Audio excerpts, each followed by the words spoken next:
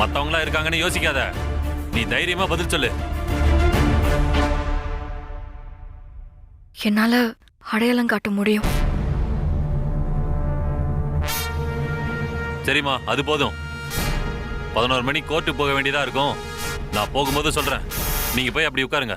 நல்லதுங்க. சரிங்க. ஐயா, அதுக்கு முன்னாடி வேற ஒரு விஷயம் பேசணும்யா. வேற ஒரு விஷயமா? என்ன விஷயம்? ஐயா, நாங்க இந்த கேஸை வாபஸ் வாங்குறோம்யா.